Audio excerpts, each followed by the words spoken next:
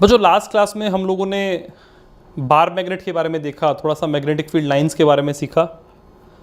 आज हम electric current के इफेक्ट्स के बारे में डिस्कस करेंगे और उसमें सबसे पहले बेटा ओर्स्टेड एक्सपेरिमेंट देखते हैं। ठीक है, तो पहले हम इसका एक छोटा सा एनिमेशन देखेंगे। देखो बच्चों, ये सेटअप है ओर्स्टेड एक्सपेरिमेंट का और इसमें ये एक वायर है। ठीक है, इस वायर को इस बैटरी से कनेक्ट किया हुआ है, ये बैटरी है। और बच्चों ये एक की लगा रखी है और ये एक रियोस्टेट है। ठीक है, हम इस ए बी वायर में करंट फ्लो कराएंगे और इसके नीचे एक मैग्नेटिक कंपास लगा रखी है। अब जैसे ही की को हम ऑन करते हैं तो बेटा वायर में करंट फ्लो करता है और वायर में करंट फ्लो करने के कारण आप देख सकते हो कि मैग्नेटिक कंपास की निडल कुछ डिफ्लेक्ट होती है। तो बच्चों हमने क्या देखा कि इस करंट कैरिंग वायर के पास जब मैग्नेटिक कंपास रखा और स्विच ऑन किया तो ये कंपास ने डिफ्लेक्शन शो किया। ठीक है ना, और वहीं इस पोलैरिटी को रिवर्स करने पे ये डिफ्लेक्शन ऑपोजिट डायरेक्शन में हो गया।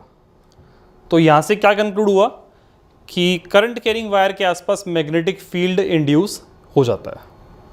ठीक है, लिखो इसको।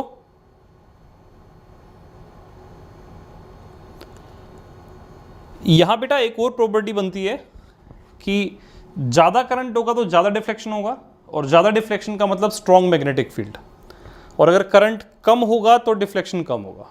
ठीक है ना, और करंट की डायरेक्शन ऑपोजिट होने में मैग्नेटिक फील्ड की डायरेक्शन भी क्या हो जाएगी, ऑपोजिट। ठीक है,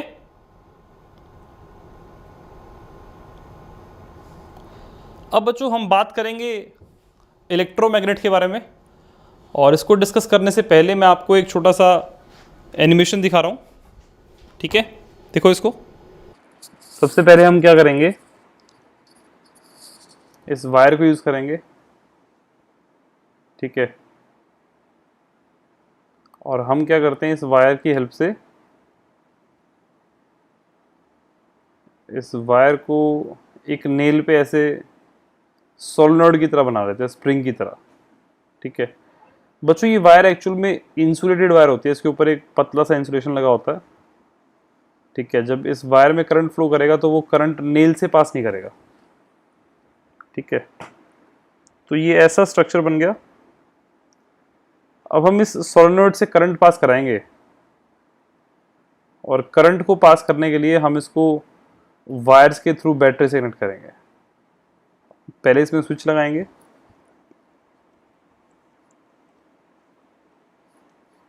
और स्विच को कनेक्ट करके अब जैसे ही ये बैटरी कनेक्ट होती है और हम स्विच को ऑन करते हैं तो इसमें से करंट पास करेगा। अब बच्चों जैसे ही हम इसको मेटल के पीस, आयरन के पीस के पास जाएंगे, आप देख सकते हो ये आयरन के पीस अट्रैक्ट हो रहे हैं। इसका मतलब ये सिस्टम एक मैग्नेट की तरह बिहेव कर रहा है और ये मैग्नेटिक प्रॉपर्टी आई है करंट के फ्लो करने के कारण। तो बेसिकली इसको हम बोलते हैं इलेक्ट्रोमैग्नेट। तो बच्चों हमने क्या देखा कि इस तरीके से मान लो किसी वायर को किसी कंडक्टर के ऊपर ऐसे रैप करके करंट पास करेंगे तो ये सब्सटेंस बेसिकली, ये system basically magnetic property show करता है। ठीक है, और ये मैग्नेट तब तक रहेगा जब तक कि सर्किट में करंट फ्लो करेगा। ठीक है, और स्विच को ओपन करते ही इसका मैग्नेटिक बिहेवियर खत्म हो जाता है। ठीक है, और बच्चों एक और प्रॉपर्टी, जितना ज़्यादा करंट होगा उतना ही स्ट्रॉन्ग मैग्नेट बनेगा ये। ठीक है, लिखो इसको। अब बच्चों हम बात करेंगे magnetic field due to straight current carrying conductor के बारे में। तो बच्चों जैसे मान लो हमारे पास ये एक स्ट्रेट वायर है, तो इसके कारण जो इसके आसपास के वॉल्यूम में, आसपास के एरिया में, आसपास की जगह पे जो मैग्नेटिक फील्ड बनता है ना, उसकी शेप बेटा सर्कुलर शेप होती है। ठीक है, और ये सर्कुलर शेप कैसे होती है इसको भी हम एक एनिमेशन की हेल्प से देखेंगे। ठीक है, तो बच्चों ऐसा एक हमारा डायग्राम बनेगा, ये एनसीईआरटी से लिया हुआ है। किस तरीके से अगर सर्किट में करंट फ्लो कर रहा है तो इस कार्डबोर्ड पे मैग्नेटिक फील्ड लाइंस सर्कुलर बनेंगी। उन सर्कल का सेंटर कौन सा होगा, वायर वाला पॉइंट ही होगा। अब बच्चों यहाँ पे एक और बात ध्यान से समझनी है आपको, वायर में करंट की डायरेक्शन और इन सर्कल में मैग्नेटिक फील्ड की डायरेक्शन दोनों लगानी बहुत ज़रूरी है डायग्राम में, और इन दोनों को लगाना भी किस तरीके से, राइट हैंड थंब रूल की हेल्प से। ठीक है, अब ये राइट हैंड थंब रूल क्या है ये मैं आपको बताऊंगा। ठीक है, लिखो इसको।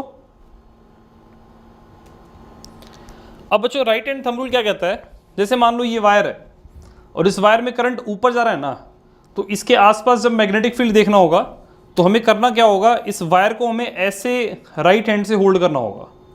तो बच्चों राइट हैंड का जो थंब होगा वो करंट की डायरेक्शन में होगा, और क्योंकि इस वायर में करंट ऊपर एज्यूम कर रखा था तो थंब ऊपर की तरफ पॉइंट कर रहा है। तो आप देख सकते हो बेटा जो ये फिंगर्स कर्ल हो रही है ना जिस डायरेक्शन में, उस डायरेक्शन में मैग्नेटिक फील्ड होगा। तो यहाँ पे फिंगर्स ऐसे कर्ल हो रही हैं और फिंगर्स के ऐसे कर्ल होने पे मैग्नेटिक फील्ड ऐसा बनेगा। बात क्लियर है ना, मतलब यहाँ वाले पोर्शन से मैग्नेटिक फील्ड बाहर निकल के यहाँ से मैग्नेटिक फील्ड अंदर जा रहा होगा, ऐसे सर्कल बन रहे होंगे। ठीक है, वही मैं इस केस को देखता हूँ, यहाँ पे करंट अगर नीचे है तो करंट के नीचे जाने से मैग्नेटिक फील्ड लाइंस ऐसी बनेगी, और यहाँ से मैग्नेटिक फील्ड लाइन बाहर निकल के यहाँ से एंटर करेंगी। ठीक है, तो बच्चों इसे बोलते हैं राइट हैंड थंब रूल, और ये रूल बहुत इंपॉर्टेंट है।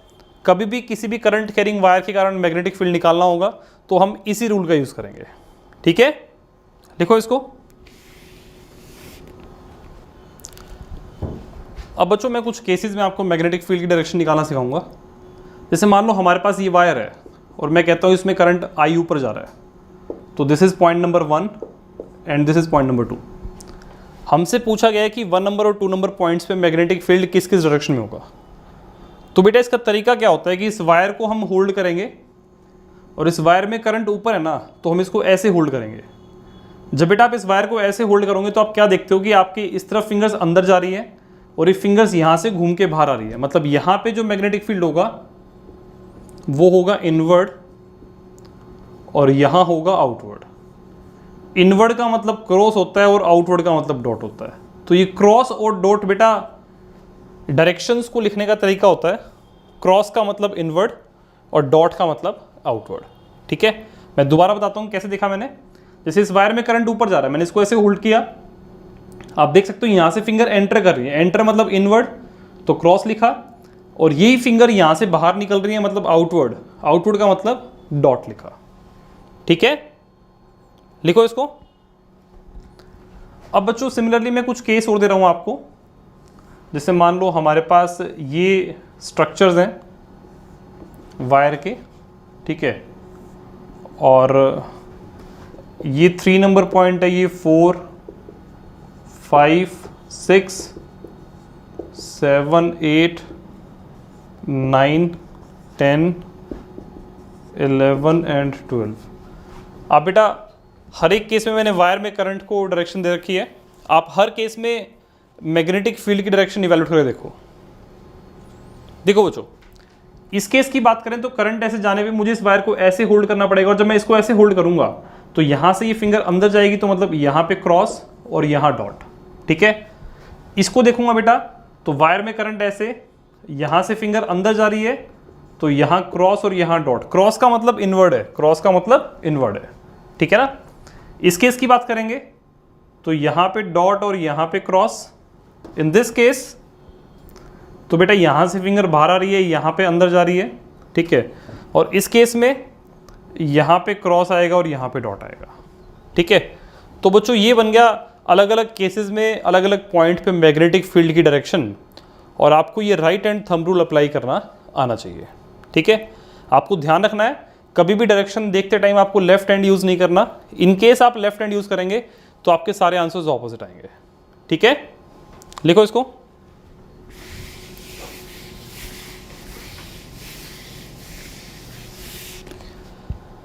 तो बच्चों आज की क्लास में हम लोगों ने मैग्नेटिक फील्ड इवैल्यूएट करने के लिए राइट हैंड थंब रूल देखा, और एक स्ट्रेट करंट कैरिंग कंडक्टर में किस तरीके से मैग्नेटिक फील्ड रहता है इसको सीखा।